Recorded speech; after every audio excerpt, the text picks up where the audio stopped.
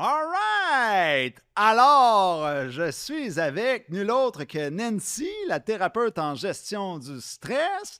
Yes. Et aujourd'hui, c'est un témoignage spécial parce que je suis pas dans mes locaux. On est dans un studio professionnel de podcast. Donc, Nancy, la question, comme je fais d'habitude avec les autres témoignages, comment tu nous as connus, puis qu'est-ce qui a fait que tu as cogné à notre porte chez LK de séduction? Ben moi, au début, je t'ai rencontré sur TikTok.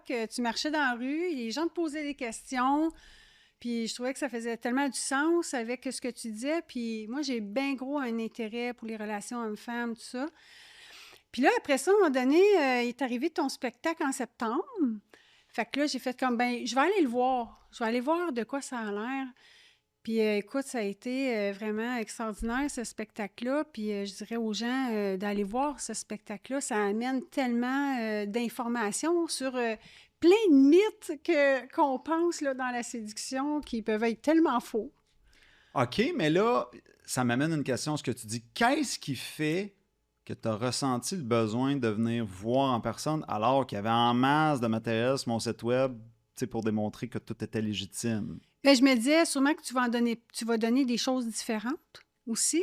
Puis moi, OK. je voulais te connaître tu sais, en spectacle. Tu sais. Moi, j'adore. Tu voulais avoir le contact humain Je voulais en avoir le personne, contact. dans le Ouais, fond. Tu ouais. voulais esquiver en ligne, on le sait bien. Oui, c'est ça. Fait que je voulais le contact humain, mais aussi j'aime les spectacles. Oui.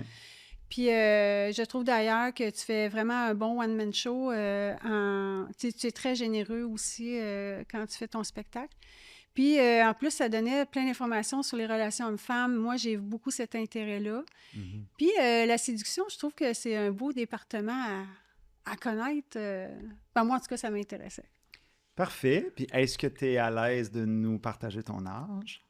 Ben oui, moi, j'ai 51 ans. Bon. Je m'en vais sur 52, là. Oui.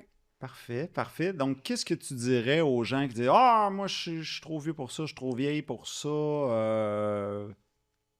T'es une femme mature là, Oui. qui a du vécu. Fait que Ouais. qu'est-ce que tu dirais à ces gens-là que.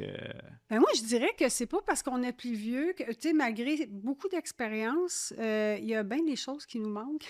Parce que, dans le fond, moi, j'y allais avec mon expérience, mais dans le fond, ce que t'amènes, malgré l'âge qu'on a, c'est, dans le fait, c'est de mieux attirer la personne, en fait, qu'on voudrait avoir.